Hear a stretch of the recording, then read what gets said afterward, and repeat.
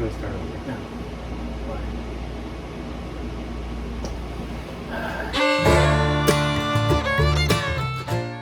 Welcome back to Minimal Mystic, where we are doing a total remodel on a Gibson 36 houseboat. And we ran into a snag recently that became a big stress pit. And what happened was it dealt with our insurance, where over a month after we actually purchased the vessel, we get told by our insurance that, oh, did you get a marine survey?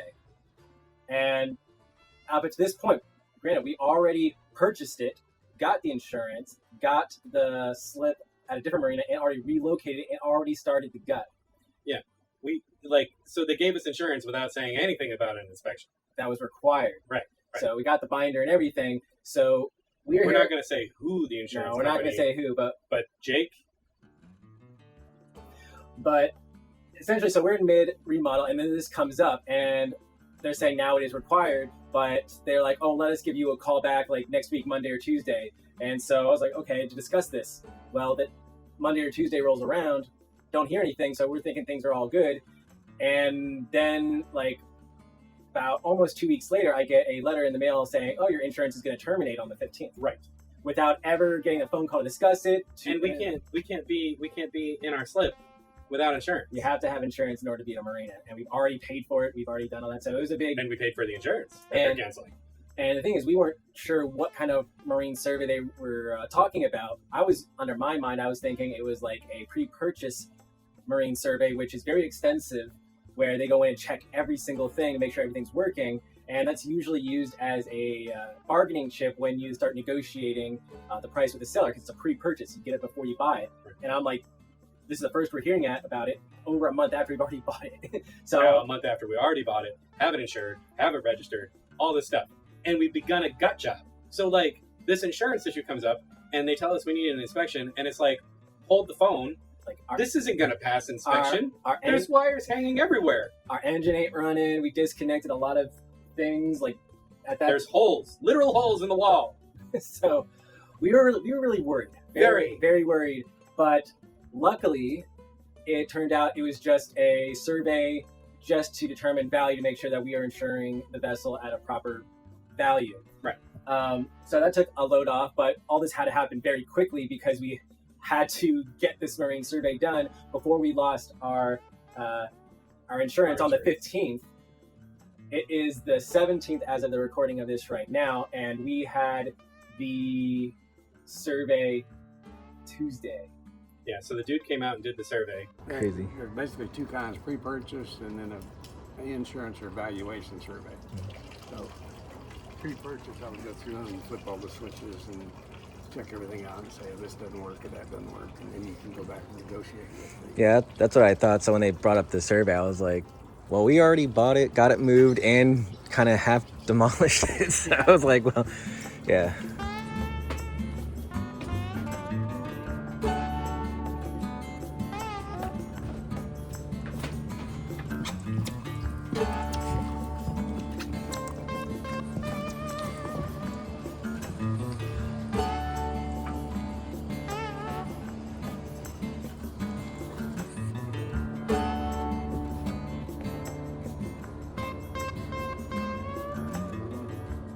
And so he pretty much came around and just took pictures and just noted on his little clipboard just what is here and what is, I guess, noticeable within eyeshot, just to determine like a value, just so the insurance company can have, because it really wasn't the insurance company itself, it was their underwriters. Their underwriters, I guess, are the big contract people, and they're the ones that were causing the big stink about it. So the guy that we got was very good, reasonable price. Like they charged by the foot. Our boat, since was so small, it actually fell below. Perfect timing, right? Yeah. Perfect to get a boat that's small, yeah, tiny, small. Like we actually would have been cheaper than what his minimum, I guess, pay would be. So we actually had to pay more, but it was all good.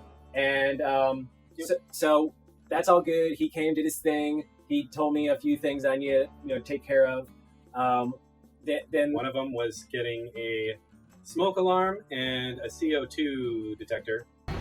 Going into Lowe's to get things, supplies. We need to get little brass caps for the water lines. They're this way. Okay. You get little brass caps for the water lines to cap them off because we're going to be taking out the kitchen. And then what else do we have to get? Smoke detector. Smoke detector. Because we went to some other store that we're not going to mention, and they were very expensive. So we need a smoke detector and carbon monoxide alarm because two important things you need to have on a boat, and ours currently doesn't have either, surprisingly. I don't know if it's surprising at this point after everything we've discovered about it, but obviously self-explanatory. Smoke alarm, pretty self-explanatory there.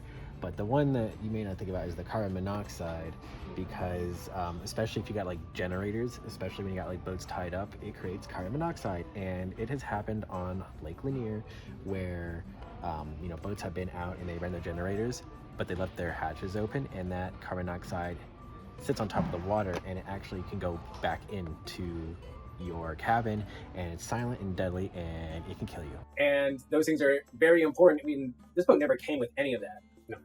Any of that at all. And they were saying, they need to have like life vests for people, fire extinguishers, and we have them. And they were within the fire extinguishers were within visible shot, but he didn't take note of that. There was some lockers he didn't even bother to go in. But luckily, big hassle averted, because we were worried, like, oh man, are we going to be losing our slip? We just got it here. We just paid all this money. We've already done all this work. Are we going to lose the boat? Blood pressure.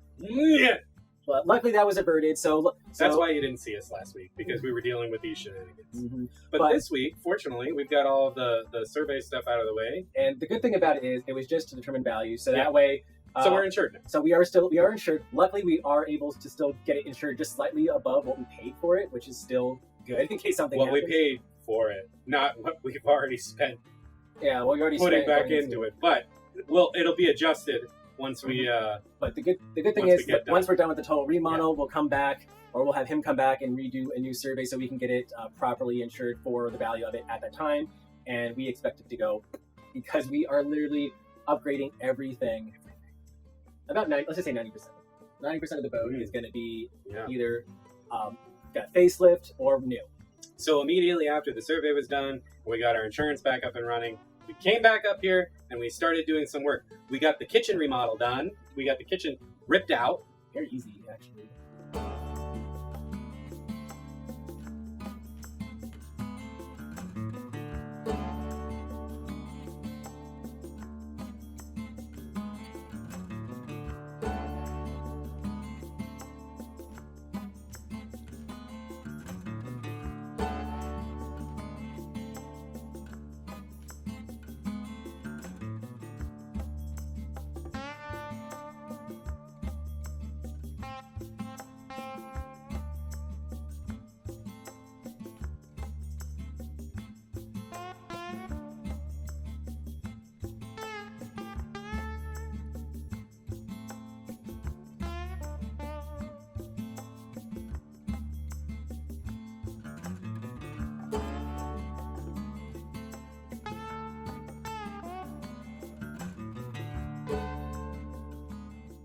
Welcome back, or thank you for staying tuned in. What we are doing right now is, before we can rip this kitchen out, is we need to take this up, and we're going to cap the water lines. Got our plumber's tape here, so that way when we turn the water back on, so we can still at least have access to our bathroom sink, at least have one source of running water, we don't flood. We've already done this to the shower lines, and now we're doing it to the kitchen. So if you can see here, we're gonna do this to, oh wait, it's dripping. Well, look at that. We gotta address that. And that's what we're doing. Probably should be hard. Should not at all be hard.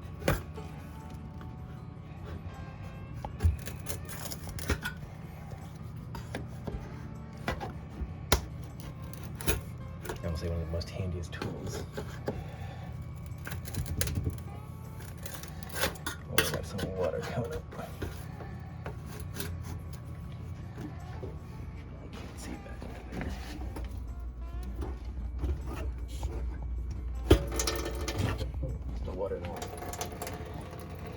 make sure water is all drained out of the lines as much as possible.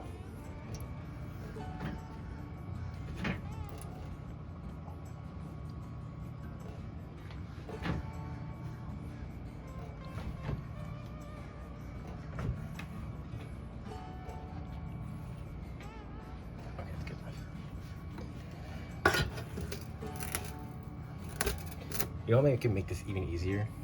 If we take out, which should be, oh wow, that's barely on here. Oh wow, that was really barely on there. Oh, and it's gonna be dripping.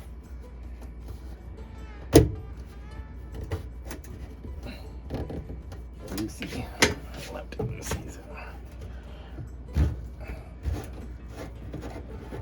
And this thing was leaking a little bit. Oh wow. Nothing. There's a screw. This nothing was done right. Well, that should be very easy to take this off now.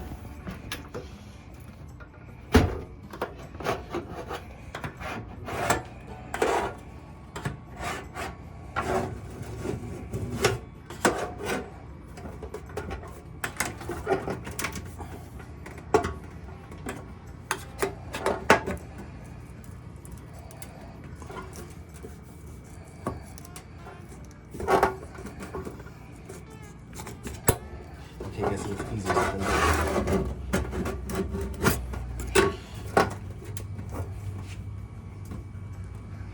Oh, these bolts. Well, it doesn't matter because we're going to be destroying the whole thing anyway, so just rip it out.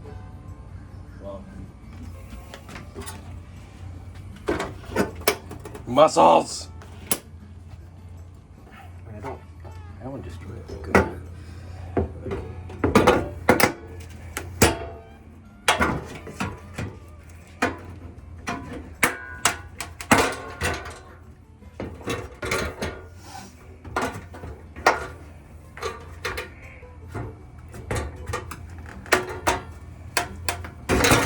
See all the time you saved by doing it the brute force way?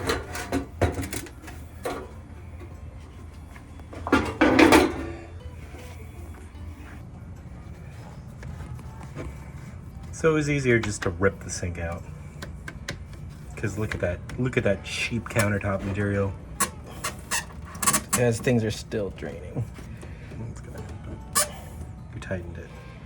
You know, it'd be easier. Just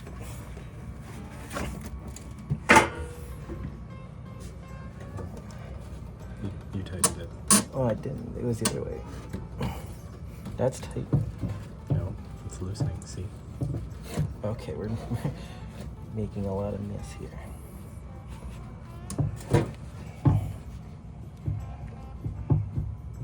This needs. Yeah, but We need to undo that part.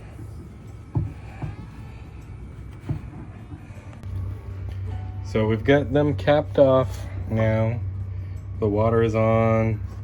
No water's coming out of the lines. So, done with that project. Now, to remove the countertop. Well, I think we need to remove this. We need to remove all of it. It's all getting. What are we doing? So we're disconnecting, or attempting to disconnect the propane line from the stove because while it is nice to have a propane stove, a gas stove, And an oven, look, man. and an oven, There's a drying rack why are you in there. getting all like Dutch angle with the camera? No. But while it is nice to have a propane oven and a gas stove, we are gonna go to electric for convenience because it'll be easier to cook. We don't have to worry about the propane line, which when they ran the propane line, that leak all over there is because Back of up the there. hole they drilled into the deck to run the propane line, and they cut a hole in the gutters right where the propane line runs for whatever reason. So the water is dropping and traveling right down the propane line into the deck, rotting it out. So we're getting rid of the propane line. So we're getting rid of the stove. We don't know if it works. But these are good stoves, so I always wanted to have one of these. yeah, but we're not. But we got a good plan. We're gonna have an electric induction cooktop, and then we're gonna, well, he tucked it away, but we're gonna have like a nice retro 60s style convection air fryer oven. It's gonna be like powdered blue, and it's gonna match our powder blue refrigerator and That was our other turquoise. powder blue, turquoise, Like a whatever. Teal. Toys. 50 style, whatever.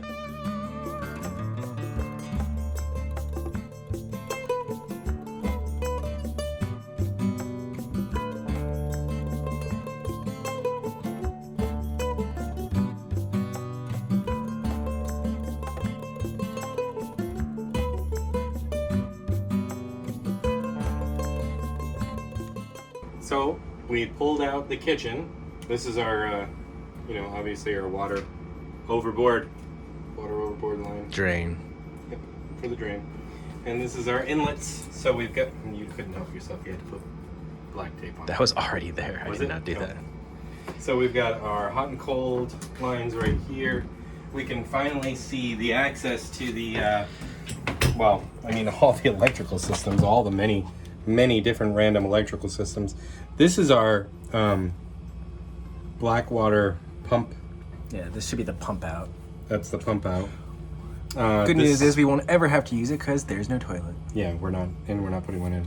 These are our water inlets. So they're gonna split. They split.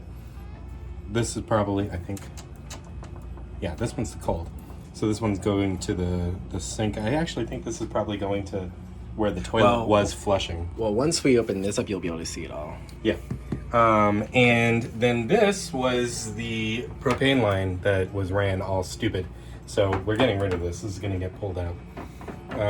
But the kitchen was actually a lot easier to remove than I thought it was going to be. And it only took like 2 trips up to the dumpster. So And- it actually wasn't even attached really to the wall. It just kind of came out in one solid And piece. one thing I'm happy about, the wood is pretty damn good still. So I'm like, yay. And there's a surprise outlet right there. So that's where, So that's good. That's where the refrigerator is going to be relocated to. yeah, that's where the original undermount one was originally. And then we've got all these wires now that are exposed and hanging. Yeah, we got some chafing going on. That purple one's all chafed and exposed, so possible fire hazards. And then we started taking out some wiring that was in the ceiling. We took apart the rooftop AC and heating unit, and that thing worked when we first got it, but it just kind of went kaput. Yeah. And it's a I little think it worked because it wasn't being ran. And then it stopped working because we started running it. So, it looks horrible up on the rooftop. The housing's all cracked yeah, and we need to everything. get a new AC. And luckily, so far, the beams in the ceiling and the living room are really in good shape. You can see where some wire has gotten in, but nothing crazy. And then we started taking off finally the walls and everything in the living space, which we're in. And then we wanted to take down the ceiling, but So we started gutting the living room. We actually got a lot done. Yeah, but a lot's actually staying. So these walls, this stuff right here is still really good. And this is actually fiberglass, so this can't come down. Yeah, we thought we were going to take this down, but it's actually... It's fiberglass. So it's not going anywhere. But these are in good condition all around, so we're leaving them and we're going to do something else. I mean, we don't see any indication of other water damage around the windows. It seems Super solid. But we started taking out these lights, and then, like everything else in this boat, we just have these massive bundles of wires that go to nothing anymore, that are just all wound up and taped together. And as all the breakers are off, we disconnected shore power from the boat, so no way of electrocution. These things are so stupid because, like, what they've done, and this is all over the boat, is like they'll electrical tape them together, and they're all going one direction, and then there's a junction with electrical tape, and then they'll switch it back and have it go back in the same damn direction, and then like all of a sudden there's another junction, and then they move it off. So it's like all this extra wire. Thing in the is, they ceiling. used way too much wire. They used way too much wire. So now, like, we don't really know where half of this goes. I have a vague idea now. No. This? These Oh, you don't have that? any Oh, idea those where no, they go. like for the other Right. wires. I know. The main wires, we have a good idea of where. Guys, like this little bump out here, you can see there's wires going into the ceiling here, and this is all underneath the helm. There's a hole in the wall here down below the deck line where wires are going, and they're running all the way back. Oh, and it goes all the way around. See these caps? I did these caps because why? These bare ass wires were just floating in the ceiling, which is moist, by the way. I don't think it's leaking. I don't think it's Well, leaking. we fixed I think it's any just we fixed any condensation. leaks, but there's no insulation whatsoever. Right, but all of that moisture with these bare wires just sitting up there, just asking for trouble. No. Maybe you guys got a better look than we did. So this is all, look at that. This is all the AC wiring that we just took out of the walls that was attached to, guess what? Nothing. This was just hanging in there. Attached to nothing. Nothing at all. And this is what we removed. This is a fire hazard, amongst other things. Also, like 10 pounds of unnecessary weight. Ridiculous. What'd you do in here? What was attached to things. Well, this is what was attached to the things. So we rolled it up back to here because we still are using these outlets. It's still alive, so just be careful. I know, I'm not touching the ends. So we're still using these outlets right here. So we rolled it back up to here. This one's because- very important because that goes to the AC outlet. Yes, AC, very important. So we rolled it back up to here because we're not ready to get rid of these yet. And depending on if they're in good condition, they're the right colors. So we might reuse these as long as they're not burnt or corroded or scuffed up. So we are pulling all of the cables back eventually, and we're going to rerun them through conduit in a way that makes sense. But let me just like explain how these were ran, okay? So they come in through here. You see this nonsense? Well, they first come in through. Yeah.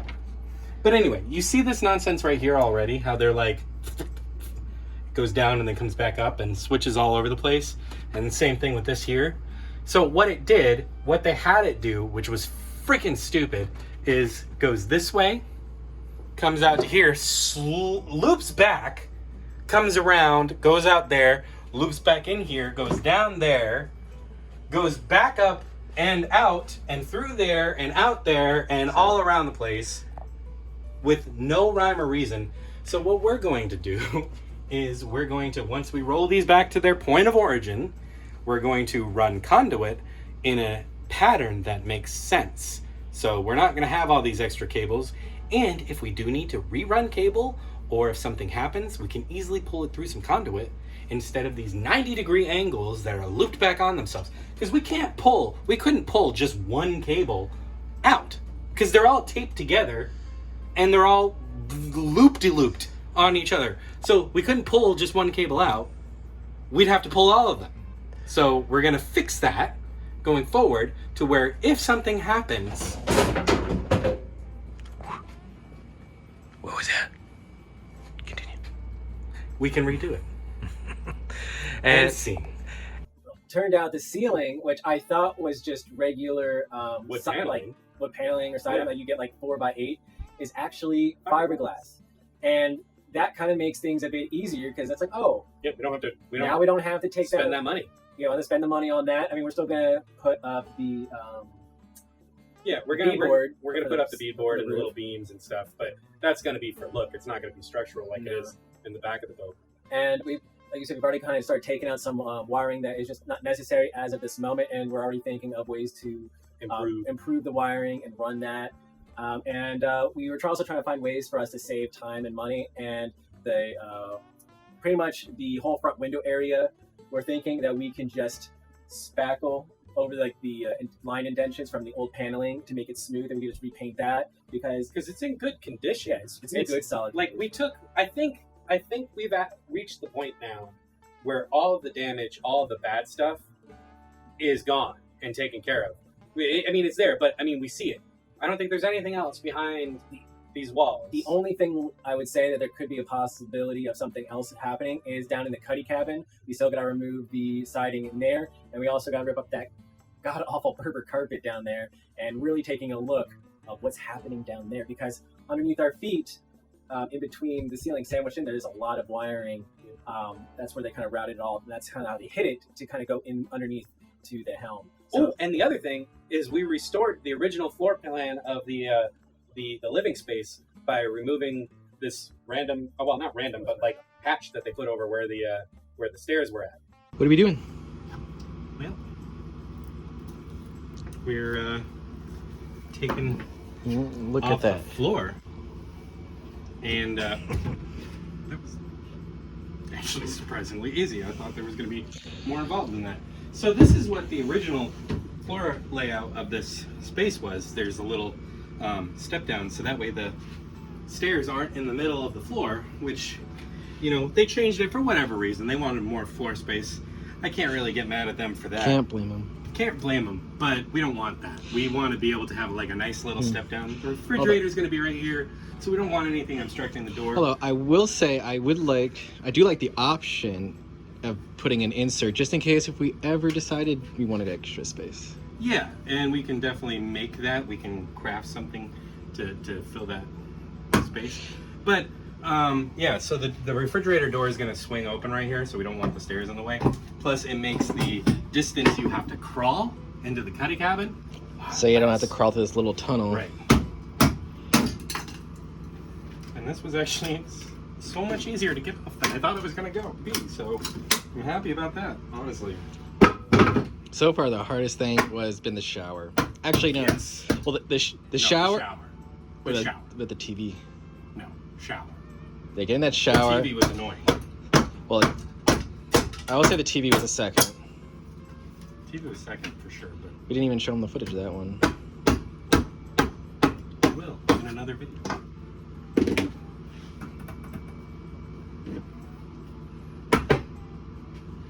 and I will say I like it so much better this way.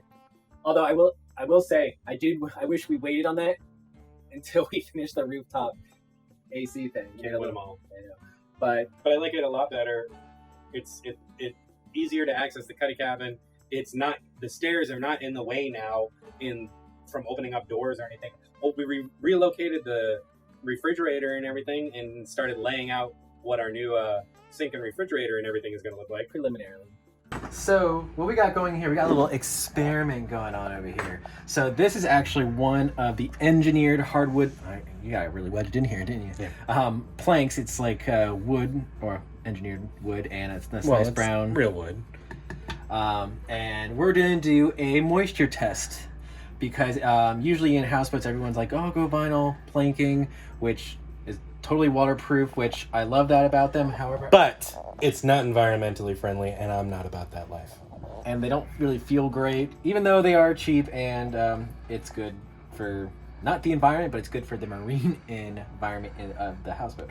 But so we're gonna go with engineered hardware. We already in a previous video showed you all the boxes, but we're doing a little test.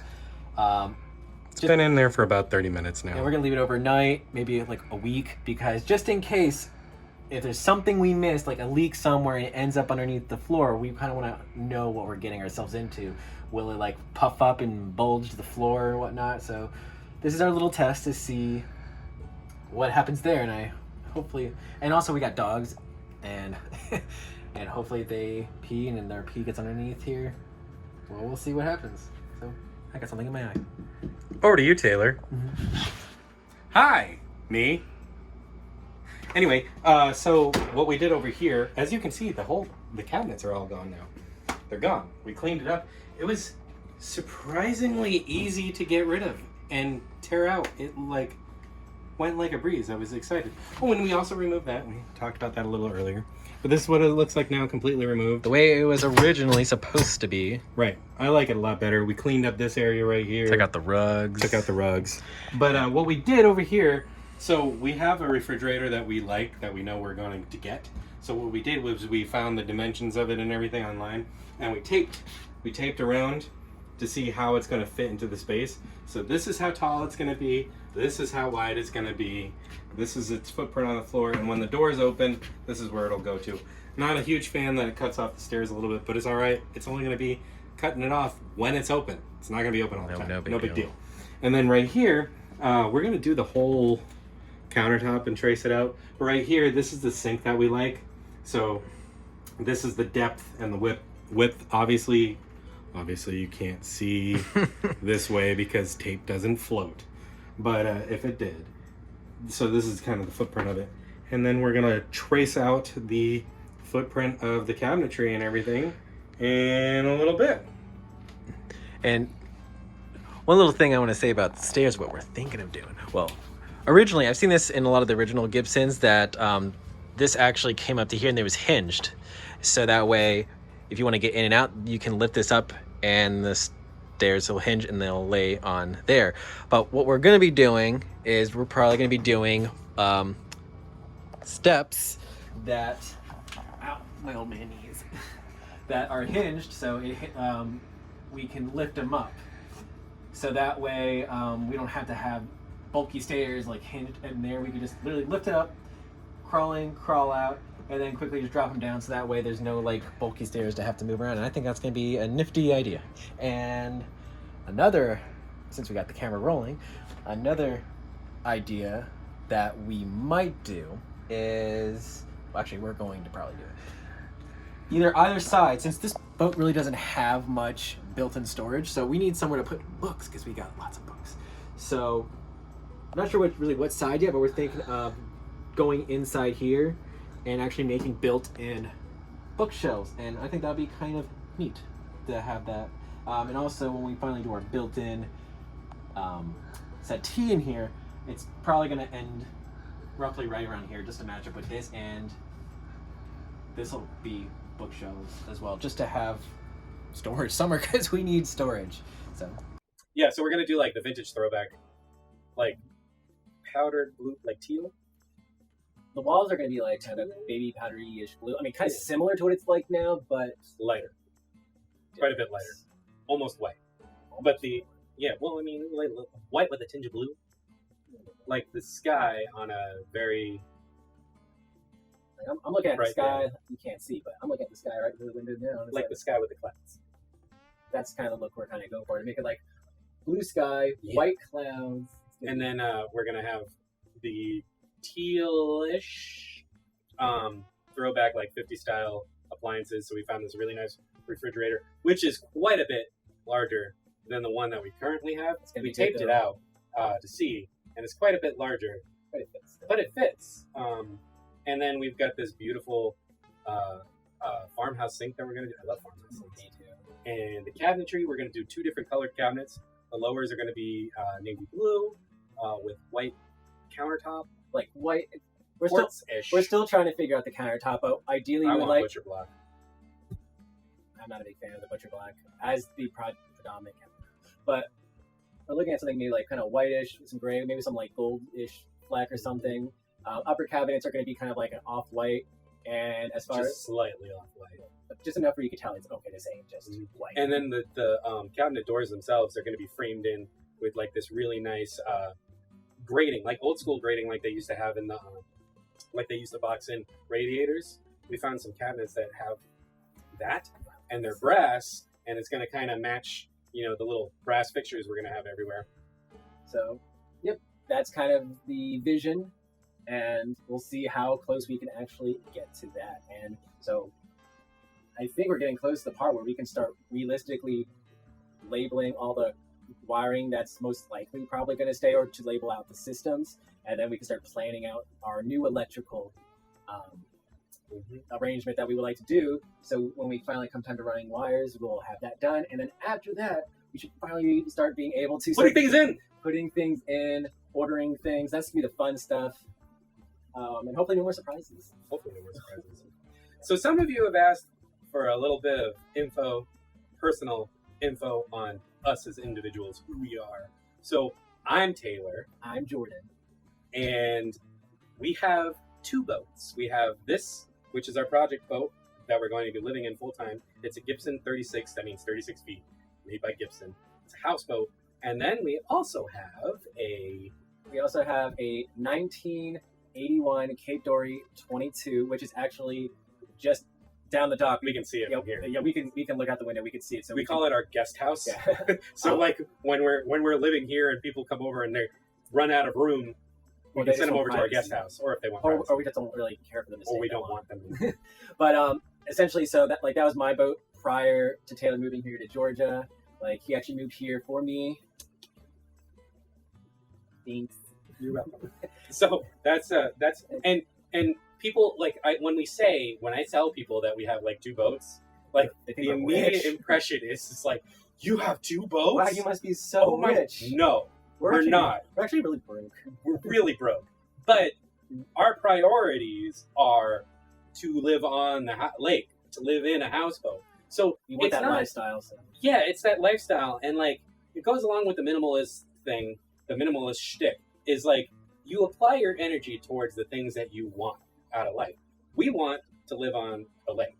We want to reduce the amount of money that we're spending on rent. So the houseboat kills two birds with one stone. Because how much are we paying for the slip monthly, realistically? I mean, between the two of us, because we're the split, right? It's like 145-ish each. Yeah. So $290. That was just for the houseboat. Yeah, $290 for rent for two people and 4 dogs on lakefront property. $290 a month. That is great. Where most people, if they want a house, like there's a lot of mansions around here, around the lake, so you'll be paying a lot of money. Even to rent it, you're going to be paying. And you may not even be on the water. Right. So our priorities are the houseboat and the lake. That's why it seems like we have a lot of money. We don't, in actuality. We're doing it to save money so we can save up for other goals. Eventually, we want to buy land and build a cabin too. That's later on down the road, but that's something that we want to do. This is our priority right now. So having the boat, the lake life, that's where we're at. I don't make a ton of money. I work in the entertainment industry. I work in film. I'm in the art department, and I'm making good money right now. It's good. It's comfortable. Like I'm not struggling. Well, Jordan's we'll see what my savings can earn. Right, but Jordan's working on building his own business. Yeah, I've been living off savings for the past 2 years. So when which tells you that he made a lot of money and was really good at putting it away. 2019 was a fantastic year. Right. Then COVID happened. Yeah. But when they say have 6 months, at least 6 months of savings set aside, that might sound like a ton of money and scary when you're living paycheck to paycheck. But it is. Do it. Yeah. Because it was anything you can. It was amazing when I needed new tires for my car that it didn't break me, or something came up or medical. It allowed me to do so much because of having that little safety net, and that gave me the time to actually explore new areas of a filmmaking. I mainly did animation, motion graphics, and I got so burnt out. I felt totally out of alignment. So it allowed me to explore something that I wasn't aligned in. And that's more with spiritual life coaching and whatnot, helping. Which is what you're doing now. Yeah, which is what I'm doing now. I'm building up a practice now. So if that sounds like something you're into, so leave a comment. Let us know. Yeah, but so this is the thing, and I acknowledge that we're privileged to the point that we are able to do this. Not a lot of people are.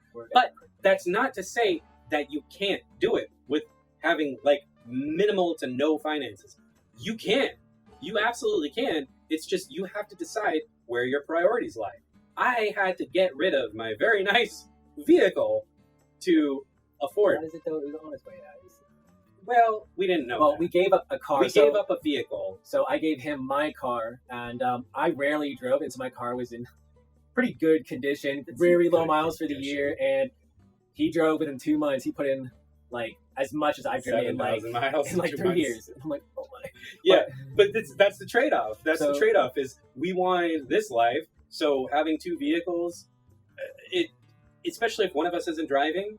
I mean, so he's the one that drives the most. I'm the one that is more comfortable staying home. Which his vehicle, we decided his because his is more fuel efficient. Mine is good. So all of our decisions are motivated by what's going to save us the most amount of money in the long run. Yeah. In the long run. So his vehicle is more fuel efficient, had lower mileage, better maintenance on it. My vehicle was a little bit of a gas guzzler. The only downside is definitely the lack of being able to, the space, the trunk space, all that stuff you want to haul back and forth. Can't tow anything. Unfortunately. But luckily, there is a U-Haul very close, and it's right across the street from Lowe's. Yeah. So it's not that big of a deal, really. What all this comes down to, and me opening up and talking about any of this, is if you want to live on a houseboat, if you're serious about wanting to live on a houseboat or a cabin in the woods, whatever it is you want to do, you can do it. You have to make sacrifices where you're able to, and you have to commit to it. Like, you can't just say, oh yeah, I want to live on a houseboat, but then put no work and no energy and no effort into doing that.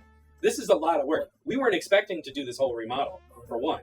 We could have bought a houseboat that was way cheaper than this, that was already gutted. He didn't. I didn't like it because I didn't want to do. immediately. I didn't want to do a complete But gut job. I'm glad we kind of ended up here because we've gotten to know this boat very intimately. And We love her. if you're gonna stay aboard, you want to be comfortable. Like, I'm a big worrywart. I have OCD, ADHD, perfectionism, all that. So of course I'm kind of like the nagging housewife to him right here. So he puts up with me. So thank you. Look at it. You'll be seeing a little bit more of our personalities come out, and then you're gonna be like, why am I so stressed? What did I do? Why did I waste But- 40 minutes of my life on this? But big thing is you have to know what you want out of life. Part of my coaching that I help my clients with is that you only got the one life to live. That we Only- know. That you, as of right now, as of what you know, you only got the one life. And I would say approach every single day like that. If that's what we got, how would you live it? Don't be on your deathbed with like so many regrets, because that's, they've done studies. Speaking of deathbed, that's why we have this boat. That was like a 5-part deathbed. But we have, Well, we didn't know that at the time. I didn't know that at the time. Well, okay, long story short, we had a little medical scare with him where we I literally went blind for 2 hours. we literally just saw this boat. Like, literally just got done seeing this boat for the very first time, and we were like, on the fence about it. We don't even have the money for it. And as we pulled into this marina to check on the sailboat, he's like, I can't see my hand in front of my face. Let's go to the emergency room. So Terrifying. he's having a Terrifying. panic attack. Completely blind. Like, spontaneous blindness. Didn't know that that was a thing. And when I say blind, I don't mean like black. I mean like, it looked like a kaleidoscope. Like somebody shattered my vision and I couldn't see anything. Like, I could like make out color, but no texture, no shape, nothing, formless. And it turned out, like, so when we went to the ER, like, they checked me in to see if I was having a stroke. Yeah, they thought he was having a stroke, They so we thought got he in was right stroke. away. But the second they found it was like negative for a stroke, Yeah, they Then- did a scan and all then that. they had us wait like 8 hours. We were in there for a very long time. Forever. And they wanted to keep me Oh, and overnight. he's like, but anyway, it was kind of like an eye opener for him, where Yeah. he's like, you know what? I Let's don't I, that he's like, you know what? Let's just go for it. Let's do it. Put things in his perspective. Let's try doing it. And sometimes that's the kind of kicker a lot of people need in order to finally live their dreams. Yep. So So now we're here. we made it Now we happen. have to And deal with the consequences. it's like, I mean, like they were asking in January, they were selling it for $25,000, and then they dropped it down to $16,500 because they were moving to New York and needed to get offloaded. And we offered And we 13. just like, hey, $13,000, you put $5,000 down, and we didn't have $13,000. We didn't have it. And they're like, okay, accepted. And it's like, And then we're like, oh, crap. and I will say, it's like, if you don't think you have the money for something, and you were given an ultimatum, you will find a way. You'll find it. You'll find it Yeah. somehow. You'll be creative. Yeah, And- getting rid of my vehicle. That was Getting rid of the, well, it was just also timing too. Getting rid of the vehicle, both stimulus checks. I still had reserves into savings, and for me, is yes, I had those savings, and yes, I took a big portion of that away, which means I'm coming that much closer to coming into desperate mode of actually having to jumpstart this business. But it allowed us to be here, and it also allowed him to get further in his career field. And luckily, hopefully we broke down the math right, but with just him working alone, hopefully it doesn't come to this, but we should be able to afford everything on one. if Yeah. we're living on here. Yeah. Our current living situation We're running is around $700 a month, and I don't have that. Living on here, I have. So, well, ticking. that's why we're trying to. It's like we want to move in as fast as possible, but it's so hard not to try to take any shortcuts, because that's one thing we absolutely we don't know want to do we that. don't want to do. We don't want to take shortcuts, especially Because that's what the previous owners that's did. what every owner did, and because we want to make sure things are done right. First of all, things are done safe, because you're in a floating home. Because we've already had some nightmares already, like us leaving the boat and the dogs are here and like a fire or it sinks, and there goes our babies. Yeah. Or one of us, and so we don't want to cut corners where we can. It's going to be something that is not safety based. Yeah, not safety based. Like these panels, spackling them, that's Electrical, electrical. people can die. People can die. And I'm amazed no one has with what we've found here so far. Come on! So where is it going to go after the whole the remodel? Like, because we don't know how long this is going to take. Obviously, we're going to try to go as fast as we can. Hopefully not into the fall. Hopefully. Well, we're going to be up here every week and maybe taking a weekend off just to enjoy the water because my sailboat's over there. Yeah, we're not going to take Memorial Day It's off. begging. Like, Because she needs a bath. we need She needs her wood oiled. But and also, since this is like a minimalistic channel, before we got into this, before you moved here with Dory, I was trying to make her, because she's a pocket cruiser. She's meant to go coastal cruising, and my plan for her was to make her the smallest compact yacht that you could easily stay 2 weeks at anchor, easily. And so that kind of fits within the minimalistic vibe. So we'll probably show you some projects and improvements on Dory. Off grid in the middle of an Arizona desert with no running water and electricity for a year and a half. So minimalism. Mm-hmm. You could do it. Just got to make sacrifices. You have to determine like electric and plumbing. what you're worth being uncomfortable about. Like some people, like I'm fine being.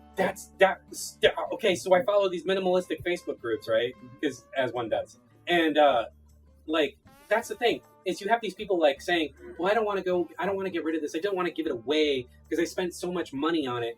This is the mindset you need to adopt if you want to do minimalism at all. If you have any interest, this is the mindset you need to adopt. Levels of minimalism. Right. But Yeah, if you're downsizing and your goal is to move into a 1-bedroom cabin, right? And you're sitting here like, well, I have this Victorian furniture I paid $14,000 for. Which is a good example. If I have this Victorian furniture that I paid like $2,000 for, how much do I sell it? I don't want to just give it away. This is what you have to grapple with. Don't look at it in the frame of, I spent $2,000 on this furniture. I don't want to give it away. Look at it as the frame of, I want to live in a cabin. How much am I willing to spend? Am I willing to spend $2,000 to live in this cabin? Because if you are, then makes the giving away the Victorian furniture pretty easy. I'm not Giving away, I want to sell. No, I get that, but I'm using it as an example.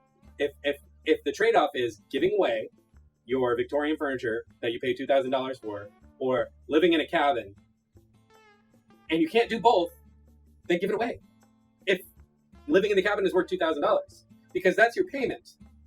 You see, if you can get money from it, get money from it. I mean, but if you can't, don't frame it in the mindset of, well, I spent this amount of money and they're only willing to give me $800, and that's all anyone's ever willing to give me for it.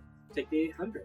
If the difference is worth living in your cabin, I mean, take it. Just determine your level of comfortability, because it's like that's what we keep hearing a lot, like creature comforts, and people have their own different levels. Like I don't know if I'm not going to use names, but our current roommate right now, he has a certain level of comforts that, you know, he's lived a long life. He's much older than us, and he knows what he wants out of a home in his life, and things. And like our level of what we're able to be uncomfortable about or with, that's where he draws a line. He's like, no, I can't do that, and it's like, well, that's okay. That's not everybody can. You know, it's like it's fine. And the thing is, we went to this while we're young-ish, because our bodies are already degrading. I got 2 bulge discs in my lumbar spine, and yeah, so we're like, let's do this now while we can enjoy it. While I can at least walk down the stairs into the kitchen and not die. Yeah. So anyway, like, follow, subscribe, leave comments, ask us questions. Let us know what that we're doing wrong. Yeah, like if you see us doing something wrong and you're like, hey, you need to do it this way, tell us. Tell us. We'll already have done it if we saw it, yeah, but we would have already kind of moved we'd forward. still like to know. Yeah, we would like to know if we should have done it some other way. So we could be like, oh, we're stupid. Or if you like the way we did something, or tell us that you want us to see something in particular, so we can do. Well, yeah, if you have questions. Yeah, questions. Yeah, 'cause we can't show everything. Yeah, I mean, like literally, it actually takes time out of our day to actually film this for you guys. 30 minutes. Yeah, like right there on 30 that minutes clock. right now, and it's so much easier just to get in here and get to work without having, because we don't have fancy cameras. We're using our phones, and space on our phones are very limited. So it's very, Like, follow, subscribe, hit the little ring-a-ling-a-ding, and ask us questions. And we'll see you next time. and it's very minimalism in our filming too. Minimal.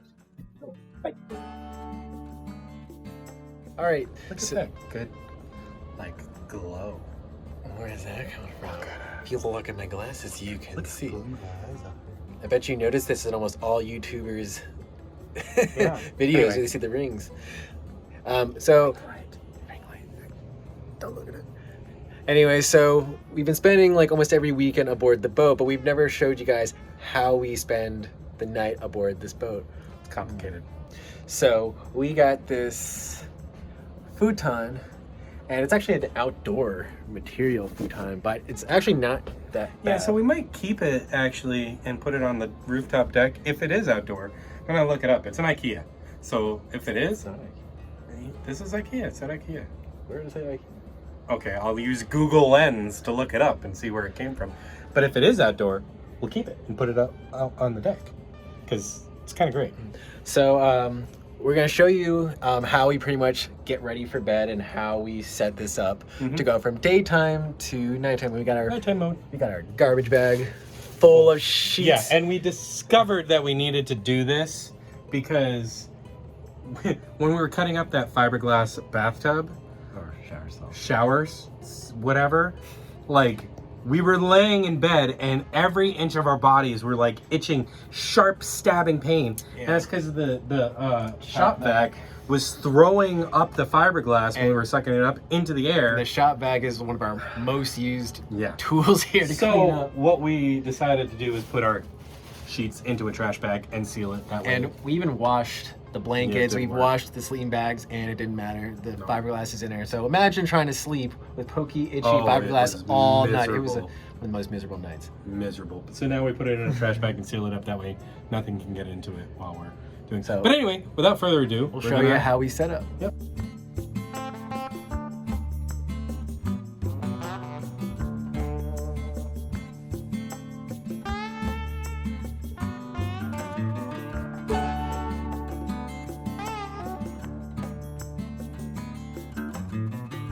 So we've been doing this for a couple weeks now, and we just discovered something awesome. About this futon. Yeah, about this futon. So the back, we knew, comes down and extends into a bed. But the sides, I thought it was broken, but it's not. And this side does it too. It turns in like super cool. I'm super excited about it. I mean, Yeah, now it's like a day bed. Strike a pose. after But- that, I don't want to get Yeah. So that's super cool. Super comfy. You know, you can go with dinner if you were just I talking. know. So, yeah, awesome. I love it. Or we can have like fighting new things. Our legs raised a little bit. And like, Well, yeah, but it's gonna hyperextend. You have a pillow here.